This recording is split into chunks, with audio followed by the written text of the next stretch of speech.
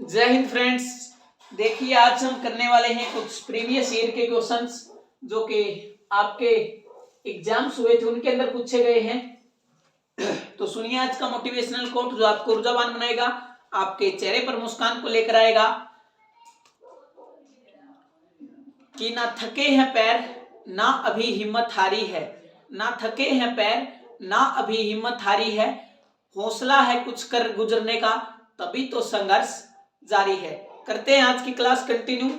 सबसे पहला प्रश्न है कि भारत में सामुदायिक विकास कार्यक्रम किस पंचवर्षीय योजना में शुरू होता है। बात करते हैं भारत के अंदर जो सामुदायिक विकास कार्यक्रम है वो शुरू होता है 2 अक्टूबर 1952 के अंदर। तो बात करते हैं ये कौन सी पंचवर्षीय योजना का कार्यकाल था उस समय। पहली पंचवर्षीय योजना थी, ये पहली पंचवर्षीय योजना थी। बात करते हैं हम 2 अक्टूबर को ही क्यों किया गया था, क्योंकि महात्मा गांधी का जो जयंती आती है वो 2 अक्टूबर को ही आती है। पहली पंचवर्षीय योजना हेरेड डोमर मॉडल पर आधारित थी।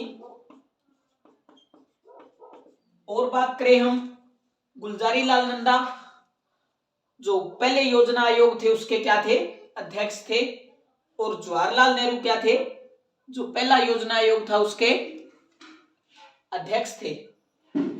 आगे बात करते हैं हम बौद्ध धर्म किस संगति में 2 संप्रदायों में विभक्त हो गया था। ये फोर्थ बौद्ध संगति थी, चौथी, जो कि कहां पर होती है, कुंडल वन कश्मीर के अंदर, कुंडल वन कश्मीर में होती है। और बात करें उस समय जो राजा थे वो कौन थे, तो वो थे कनिष्क के समय, कनिष्क के समय हुई थी। और ये कुषाण वंश के शासक थे, कुषाण वंश के क्या थे, ये शासक थे। और बात करें जो 2 संप्रदाय थे वो थे हीनयान और महायान। ये क्या थे, 2 संप्रदाय थे। आगे बात करते हैं हम साइमन कमीशन किस वर्ष भारत आया। साइमन कमीशन की अगर हम बात करें तो 1927 के अंदर ये बनता है, 1928 के अंदर इसके अंदर ये भारत में आता है। और लाला लाजपत राय जिनकी की साइमन कमीशन के विरोध में प्रदर्शन कर रहे थे, वहां पर लाठी से क्या हो जाती है, हत्या हो जाती है इसी के विरोध में। आगे बात करते हैं हम साइमन कमीशन को ही क्या कहा गया था। इसके अंदर एक भी जो अधिकारी था वो भारत से नहीं था। आगे हम बात करते हैं आगे की 1940 के पहले सत्याग्रही कौन थे। 1940 की अगर हम बात करें तो पहले सत्याग्रही आप जानते हैं विनोबा भावे,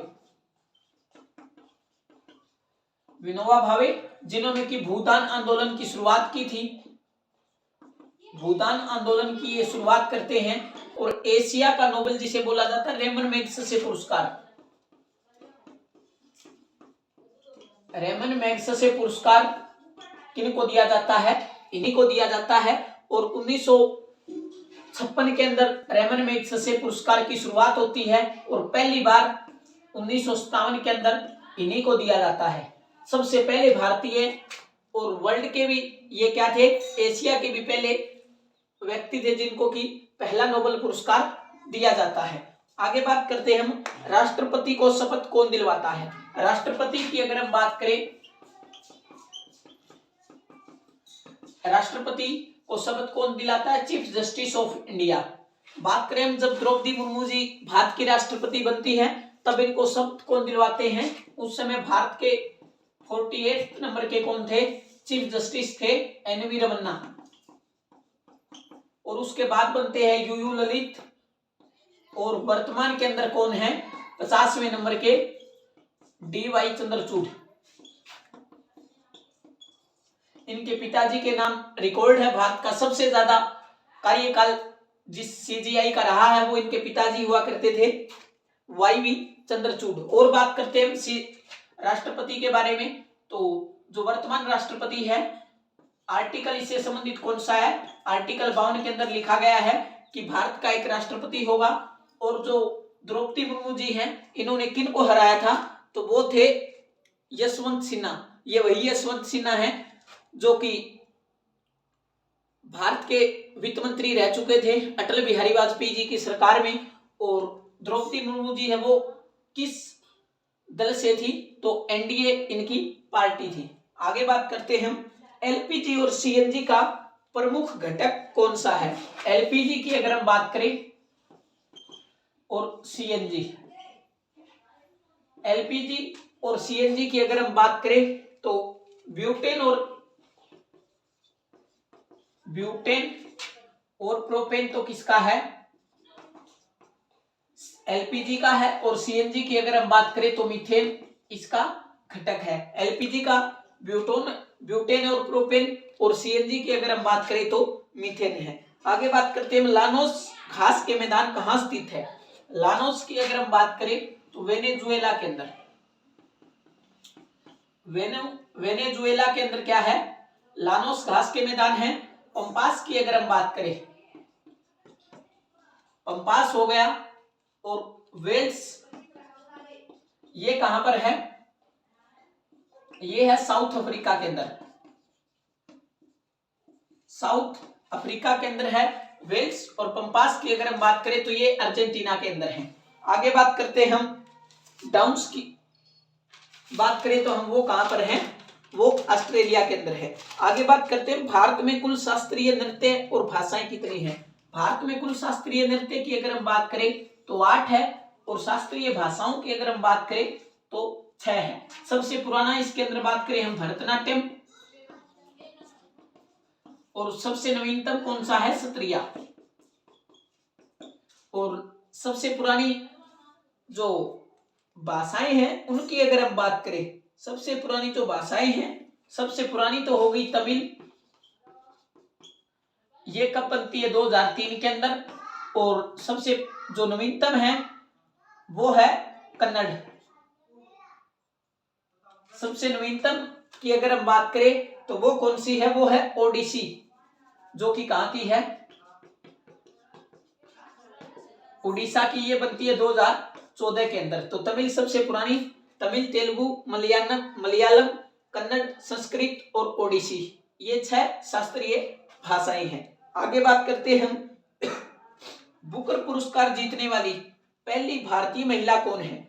बुकर पुरस्कार जीतने वाली पहली भारतीय महिला कौन है, अरुंधति रॉय। अरुंधति रॉय क्या है, बुकर पुरस्कार जीतने वाली पहली भारतीय महिला है। और बात करें अंतरराष्ट्रीय बुकर पुरस्कार 2022 किसे दिया गया था, तो वो टॉम ऑफ सैंड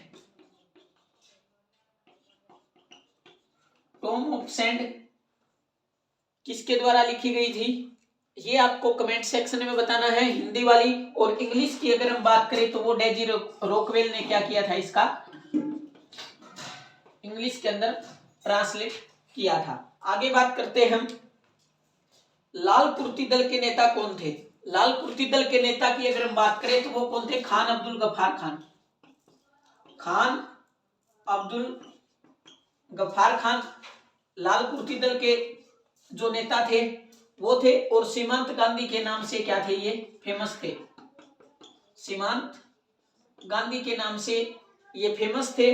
और बात करें हम इनके बारे में, जो लाल कुर्ती दल है इन्हीं को ही क्या कहा जाता है, खुदाई खिदमतगार भी इन्हीं को कहा जाता है। और जो सीमांत, ये खान अब्दुल गफ्फार खान पहले विदेशी है जिनको कि भारत रत्न दिया गया। आगे बात करें हम पेंटागोनिया मरुस्थल कहां स्थित है। पेंटागोनिया कहां पर है, अर्जेंटीना के अंदर। अर्जेंटीना के अंदर क्या है, पेंटागोनिया मरुस्थल है। आगे बात करते हैं पहला कॉमनवेल्थ गेम्स कहां हुए थे। पहले कॉमनवेल्थ गेम की अगर हम बात करें तो 1930 के अंदर हैमिल्टन कनाडा के अंदर होते हैं। हैमिल्टन कनाडा के अंदर 1930 के जो कॉमनवेल्थ गेम हैं वो होते हैं। और 22वें क्रम के जो 2022 के अंदर हुए हैं वो कहां पर हुए हैं, वो बर्मिंघम इंग्लैंड के अंदर होते हैं। और भारत की रैंक उसमें कौन सी आती है, 4th आती है। और बात करें हम पहले पर कौन था, तो पहले पर ऑस्ट्रेलिया था। और भारत ने कितने पदक जीते, 61 पदक जीते हैं, 22, 16 और 23। 22 गोल्ड, 16 सिल्वर और 23 क्या जीते हैं, भारत ने ब्रॉन्ज मेडल जीते हैं। आगे बात करें हम, विश्व हिंदी दिवस कब मनाया जाता है। विश्व हिंदी दिवस की अगर हम बात करें तो 10 जनवरी को विश्व हिंदी दिवस मनाया जाता है। 10 जनवरी 1975 जब पहली बार नागपुर के अंदर क्या होता है, विश्व हिंदी सम्मेलन होता है। और राष्ट्रीय हिंदी दिवस की अगर हम बात करें तो वो कब मनाया जाता है, 14 सितंबर को।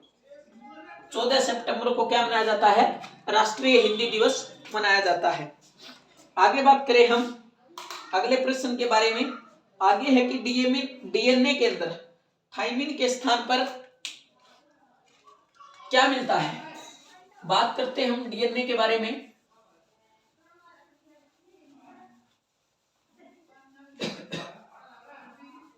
डीएनए के अंदर थाइमिन के स्थान पर आरएनए में कौन सा नाइट्रोजनी क्षारक पाया जाता है। डीएनए की अगर हम बात करें, डीऑक्सी राइबोन्यूक्लिक एसिड और आरएनए की राइबोन्यूक्लिक एसिड, इसकी क्या है, फुल फॉर्म है। डीएनए के अंदर क्या मिलता है, एडेनिन, ग्वानिन, साइटोसिन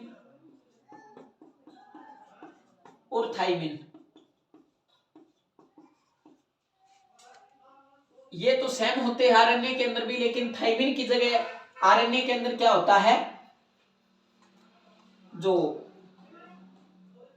ये डीएनए के अंदर एडेनिन, ग्वानिन, साइटोसिन, थाइमिन के स्थान पर आरएनए के अंदर जो नाइट्रोजनी क्षारक पाया जाता है वो पाया जाता है यूरोसिल। वो कौन सा क्षारक पाया जाता है, यूरोसिल पाया जाता है। और डीएनए का जो हेलिक्स मॉडल है वो किसने दिया था, वो दिया था वाटसन एंड क्रिक ने। वाटसन एंड क्रिक ने क्या दिया था, डीएनए का जो हेलिक्स मॉडल है वो दिया था। आगे बात करते हैं हम अगले प्रश्न के बारे में। आगे की संविधान सभा ने राष्ट्रीय ध्वज को कब अपनाया। राष्ट्रीय ध्वज की अगर हम बात करें तो 22 जुलाई 1947 को क्या राष्ट्रीय ध्वज फिर अपनाया गया।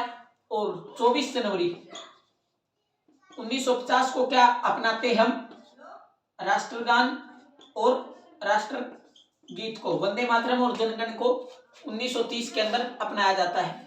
जो राष्ट्रीय गीत हमारा वंदे मातरम वो सबसे पहले कब गाया गया था, तो वो 1896 के अंदर गाया गया था। और जो राष्ट्रगान है वो 1911 के अंदर जब जॉर्ज पंचम भारत के अंदर आता है तो उनके स्वागत समारोह के अंदर रविंद्रनाथ टैगोर द्वारा लिखा गया जो आज हमारा राष्ट्रगान है उसको प्रस्तुत किया गया। तो फ्रेंड्स ये थी आज की क्लास, कैसी लगी कमेंट सेक्शन में कमेंट करके जरूर बताना। तब तक के लिए हंसते रहिए, मुस्कुराते रहिए। अगर चैनल पर नहीं है तो सब्सक्राइब कीजिए, बेल आइकन प्रेस कीजिए, जिससे आपको नोटिफिकेशन मिलेगा और हमको मोटिवेशन मिलेगा। तो हंसते रहिए, मुस्कुराते रहिए, अपने और अपने परिवार का ध्यान रखिए। मिलेंगे नेक्स्ट क्लास में। जय हिंद, भारत माता की जय।